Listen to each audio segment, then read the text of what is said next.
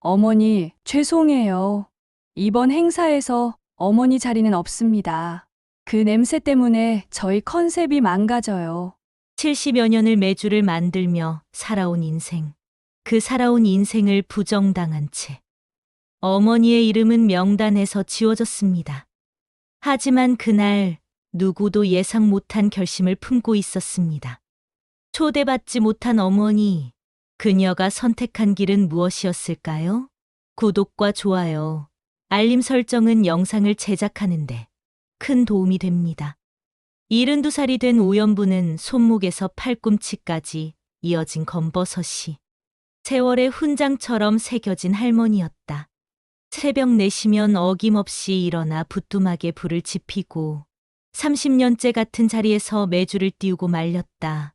군청 옆 재래시장 모퉁이, 시멘트 벽돌로 지은 3평짜리 점포가 그녀의 왕국이었다. 콩을 삶는 김이 모락모락 피어오를 때마다 장사꾼들이 하나둘 모여들었다. 연분이 매주 냄새 맡으면 하루가 시작된다니까. 그들은 농담처럼 말했지만 연분은 그 말이 자랑스러웠다. 손때 묻은 나무 주걱으로 콩을 으깨고 지프로 단단히 묶어 처마 아래 걸어두는 일련의 과정이 그녀에겐 예술이었다.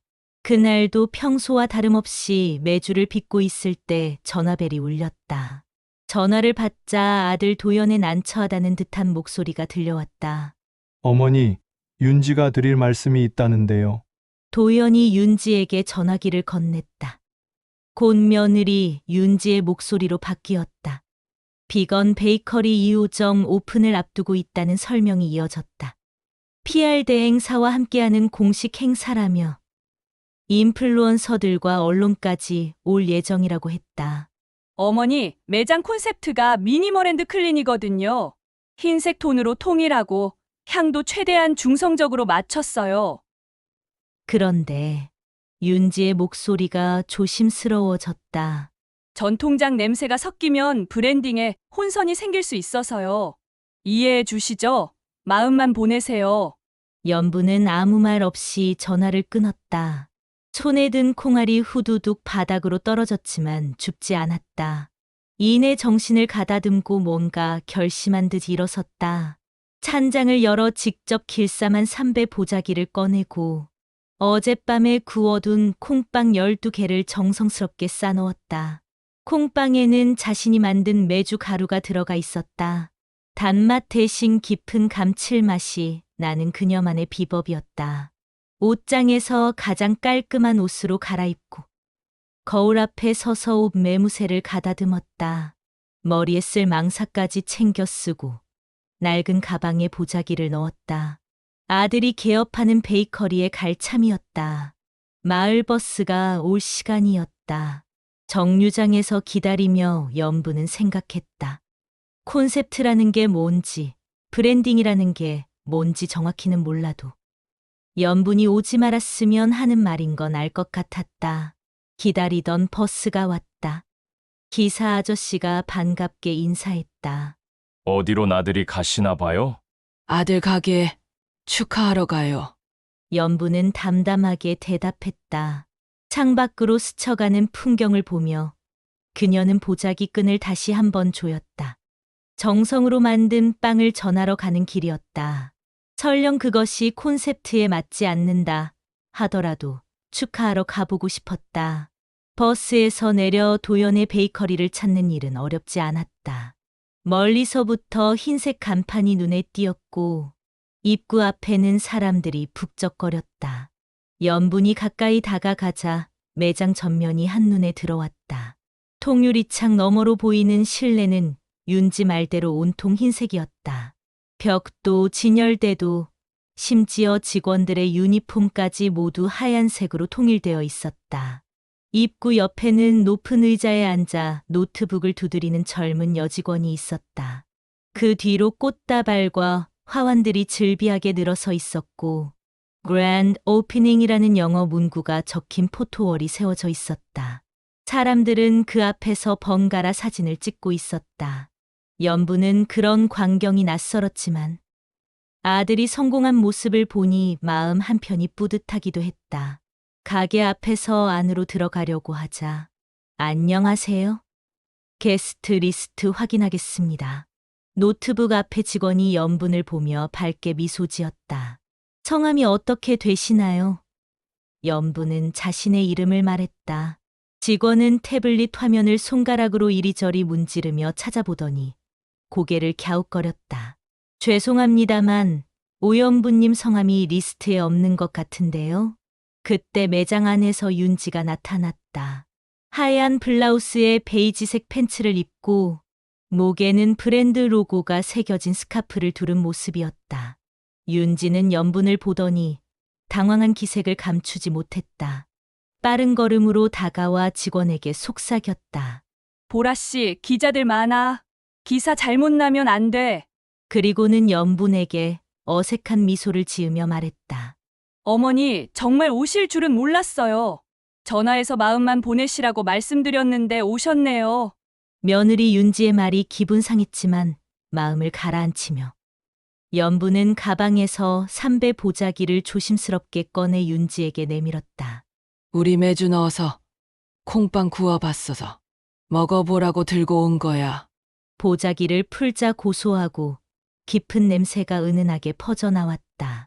그러나 윤지는 두 손을 앞으로 내저으며 사양했다. 어머니, 죄송해요. 매장 위생 기준상 외부에서 만든 음식은 반입할 수 없어요. 주변 사람들이 하나둘 시선을 보내기 시작했다. 카메라를 든 기자들과 화려하게 차려입은 인플루언서들 사이에서 초라한 행색으로 가게 앞에 서서 삼배 보자기를 든 연분의 모습은 유독 눈에 띄었다. 누군가가 작은 목소리로 할머니가 누구지? 라고 속삭이는 소리가 들렸다. 매장 안에서는 경쾌한 오픈 음악이 흘러나왔고 매장 안에 초대받은 사람들은 파티에 온 듯 박수와 환호성이 터져 나왔다. 도연이 마이크를 들고 개점 인사를 하는 모습이 유리창 너머로 보였다. 건강하고 깨끗한 먹거리로 여러분과 함께하겠습니다. 라는 그의 목소리가 스피커를 통해 밖까지 들려왔다. 연분은 자신의 손을 내려다보았다. 거친 손등 위로 세월이 만들어낸 잔주름들이 오픈 행사의 환한 조명 아래 더욱 또렷하게 드러났다. 72년을 살아오며 무수히 반죽하고 빚고 만져온 그 손. 그 손이 만든 것들과 그 메주 향이 이곳에선 위생 기준에 맞지 않는 것이 되어버렸다. 연분은 말없이 보자기를 다시 정성스럽게 접었다. 그리고 매장 뒤편으로 돌아가 분리수거함을 찾았다. 플라스틱, 종이, 일반 쓰레기가 적힌 통들이 깔끔하게 정렬되어 있었다. 연분은 그 위에 삼배 보자기를 조용히 올려두었다. 혹시 누군가 필요한 사람이 가져가기를 바라는 마음이었다. 뒤돌아 나오는 길에 윤지가 쫓아왔다. 어머니, 정말 죄송해요. 다음에는 꼭 정식으로 모실게요. 연분은 고개만 끄덕이고 터미널 쪽으로 걸어갔다. 아들 가게 앞에서 들어가 보지도 못한 연분은 속상하고 슬픈 마음을 감출 수가 없었다. 뒤에서 들리는 축하 음악과 박수 소리가 점점 멀어져 갔다. 다음 날 아침, 연분은 언제처럼 새벽 4시에 일어나 매주 작업을 했다. 콩을 삶는 김이 모락모락 피어오를 때쯤 시장 입구에서 익숙한 엔진 소리가 들렸다. 도연이 타고 온 검은색 승용차였다. 차에서 내린 도연과 윤지는 평소보다 단정하게 차려입고 있었다. 도연은 정장 재킷을 입었고 윤지는 어제와는 다른 차분한 색깔의 원피스를 입고 있었다. 어머니, 차에서 내린 도연이 어색하게 인사했다. 둘은 연분의 작은 점포 앞에 서서 주변을 둘러보았다. 새벽 공기에 섞인 메주 냄새와 각종 젓갈 냄새, 그리고 이미 문을 연 떡집에서 나오는 찐 냄새들이 뒤섞여 있었다. 윤지가 이 분위기가 싫다는 듯 인상을 살짝 찌푸렸다. 어머니, 어제는 정말 죄송했어요. 윤지가 먼저 입을 열었다. 하지만 매장 분위기를 생각해서 어쩔 수 없었어요. 도연이 윤지의 말을 가로막으며 말을 이어갔다. 어머니, 우리도 어제 일로 많이 생각해 봤어요. 그런데 어머니가 갑자기 나타나셔서 기자들이 이상하게 생각하더라고요. 연부는 말없이 그들을 바라보다가 점포 뒤편 서랍장으로 향했다. 거기서 두꺼운 서류 봉투를 하나 꺼냈다. 오래된 등기부등본과 각종 서류들이 들어있는 봉투였다. 연부는 그것을 테이블 위에 탁 내려놓았다. 이게 뭐예요? 도연이 의아해하며 물었다. 연부는 봉투에서 등기부등본 한 장을 꺼내 펼쳤다. 시장 뒤편에 있는 3층짜리 창고 건물이야. 도연의 눈이 번뜩였다. 그 건물은 15년 전 연분이 매주 사업이 잘 될 때 마련해 둔 것이었다. 지금은 비어있지만 재개발 구역에 포함되어 있어 상당한 가치를 지니고 있었다. 이거 너희에게 물려주려 했지. 베이커리 확장하라고. 연분이 차분하게 말했다.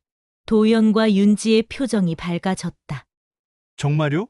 어머니, 감사해요. 그 건물이면 3호점도 충분히 확장할 수 있을 것 같아요. 도연이 흥분하며 말하다가 멈췄다. 연분의 표정이 달라지고 있었기 때문이다. 근데 주지 않기로 마음이 바뀌었다. 연분의 목소리가 단호했다. 그녀는 봉투에서 새로 작성한 임대차 계약서와 공증서류를 꺼냈다. 이 건물은 10년 동안 지역 푸드코업에 장기 임대하려고 한다. 도연의 얼굴이 굳어졌다. 어머니, 그게 무슨 말씀이세요? 연부는 계속해서 서류를 펼쳐 보였다. 임대료는 전부 청년 장기 프로젝트 장학금으로 돌릴 생각이야. 요리 배우고 싶어 하는 젊은이들 지원하는 거야. 어제 공증사무소에서 다 정리했어. 서류 곳곳에 연분의 도장과 서명이 선명하게 찍혀 있었다. 어머니, 이건 너무하시는 거 아니에요? 윤지가 목소리를 높였다. 가족도 아닌 남들한테 왜 그런 호의를 베푸세요? 연분이 윤지를 쳐다보았다. 남들, 어제 나한테 한 대접이 가족한테 하는 거였나? 윤지은 할 말을 잃었다. 도연이 계산기를 꺼내들며 다급하게 말했다. 어머니, 건물 가치만 해도 억 단위인데 증여세만 얼마겠어요? 차라리 저희한테 주시면 그 돈 아낄 수 있잖아요. 연부는 그런 도연을 담담하게 바라보았다. 가게 콘셉트가 그렇게 소중하면 내 유산 콘셉트도 내가 정할란다.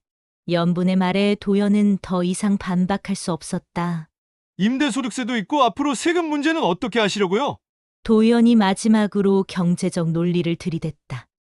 연부는 매주를 빗던 손을 앞치마에 닦으며 일어났다. 세금은 내가 알아서 하는 거니 네가 걱정할 문제가 아니야. 그녀는 서류를 다시 봉투에 넣으며 덧붙였다. 콘셉트 맞추느라 바쁘겠지만 가끔은 사람 냄새도 맡고 살아라. 도연과 윤지는 한동안 아무 말 못하고 서 있었다. 연부는 다시 콩을 삶기 시작했다.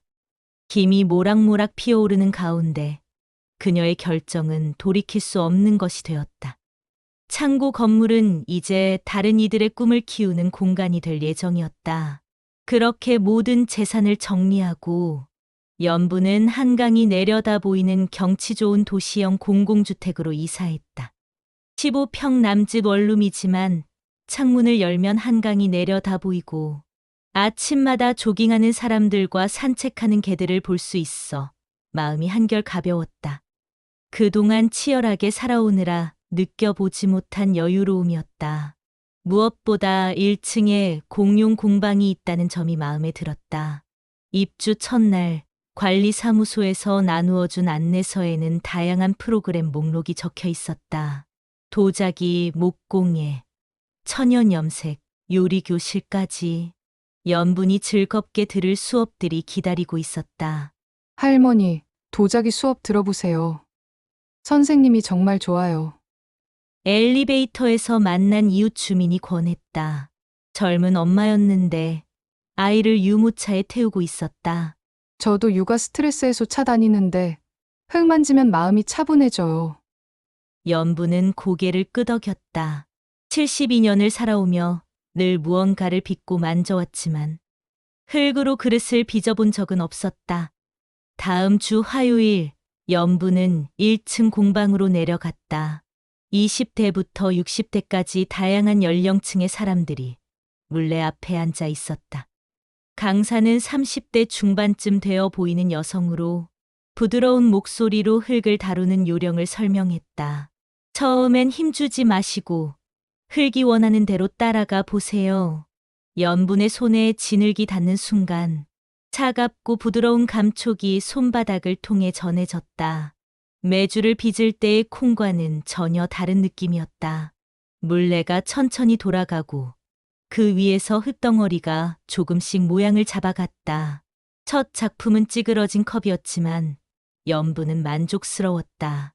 선생님 손이 참 야무지세요. 저녁에는 동네 라디오 방송국에 갔다. 이사 후 연부는 하루하루 바쁘지만 즐거운 하루하루를 보내고 있다. 우리 동네 이야기라는 프로그램에서 시민들이 직접 라디오 DJ가 되어 자신의 이야기를 들려주는 코너였다. 연부는 시장 이야기라는 제목으로 신청했다. 작은 부스 안에 앉아 헤드폰을 쓰고 마이크 앞에서 자신의 경험을 차근차근 풀어놓았다. 안녕하세요. 오연분입니다. 오늘은 재래시장에서 30년간 메주를 만들며 겪은 이야기를 들려드리려 해요. 메주라는 게 단순해 보이지만 사실은 시간과 정성이 만들어내는 예술작품이거든요. 연부는 메주를 빚은 삶들을 차분히 이야기해 갔다. 방송이 나간 뒤 의외로 많은 피드백이 들어왔다. 문자로 할머니 목소리 듣고 고향 생각났어요. 우리 엄마도 메주 만드셨는데 그때가 그리워요라는 메시지들이 도착했다. 연부는 처음으로 자신의 이야기가 다른 사람들에게 의미 있게 다가갈 수 있다는 것을 깨달았다. 한편 창고 건물을 임대받은 푸드코옵에서는 다양한 강좌가 시작되었다. 그 중에는 연분이 제안한 삼배 보자기 짜기와 전통 포장법 강좌도 있었다. 매주 금요일 오후 연분은 그곳에서 젊은 사람들에게 삼배실을 다루는 법과 보자기를 짜는 기술을 가르쳤다.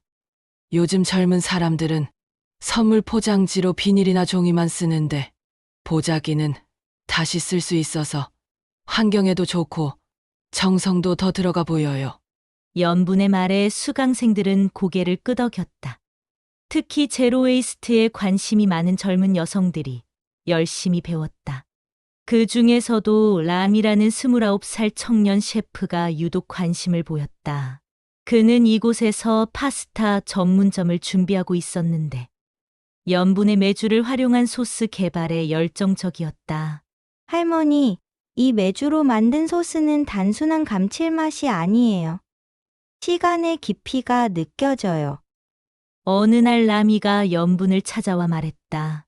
선생님, 이건 향이 아니라 역사예요. 할머니가 살아온 72년이 모두 이 메주 안에 들어있는 것 같아요. 그 말에 연부는 활짝 웃었다. 자신이 만든 것의 진정한 가치를 알아주는 사람을 만난 기분이었다. 밤늦게 집으로 돌아온 연부는 거울 앞에서 자신의 손을 들여다보았다. 도자기 수업에서 묻은 진흙이 손톱 사이에 아직 남아 있었고 참배실을 짜느라 손가락 끝이 살짝 거칠어져 있었다. 하지만 이상하게도 이 손이 예전보다 더 살아있는 것 같았다. 누군가의 로고에 맞추려 애쓰던 손이 아니라 스스로의 리듬을 찾은 손말이다. 한 달 뒤 푸드코옵에서는 첫 번째 마감 잔치가 열렸다.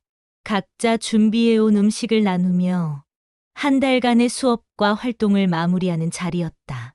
코옵 안은 삼배 보자기 수강생들이 직접 짠 보자기들로 장식되었고 라미가 준비한 메주 파스타의 고소한 냄새가 공간을 가득 채웠다. 연부는 행사 준비를 도우며 문득 생각했다. 이런 자리에 도연과 윤지를 불러보면 어떨까? 한 달 전 그 일로 서로 얼굴도 보지 않았지만 어쩐지 이 따뜻한 공간을 함께 나누고 싶었다. 하지만 어떻게 연락해야 할지 고민이 되었다. 전화를 걸기엔 아직 어색했고 그렇다고 아무 말 없이 지나치기엔 아쉬웠다. 연부는 휴대폰을 꺼내 문자를 쓰기 시작했다. 여러 번 지우고 다시 쓰기를 반복하다가 결국 간단명료하게 한 줄로 정리했다. 누구든 올 수 있다. 단, 사람을 먼저 귀하게 여길 것. 그리고는 주소와 시간을 적어 도연에게 보냈다. 잔치가 시작되고 1시간쯤 지났을 때 코옵 입구 쪽이 소란스러워졌다. 연분이 고개를 돌리자 도연이 조심스럽게 들어오고 있었다. 손에는 하얀 종이백이 들려 있었고 그 뒤로 윤지가 따라왔다. 윤지는 평소와 달리 수수한 옷차림이었고 화장도 연하게 했다. 어머니, 저 왔어요. 도연이 연분에게 다가와 머뭇거렸다. 연분은 도자기 수업에서 만든 찌그러진 컵에 차를 따라 건넸다. 왔구나. 앉거라. 도연은 종이백에서 조심스럽게 삼배 보자기를 꺼냈다. 한 달 전 분리수거함 위에 두었던 바로 그 보자기였다. 어머니, 이거 그때 놔두고 가신 거 가져왔어요.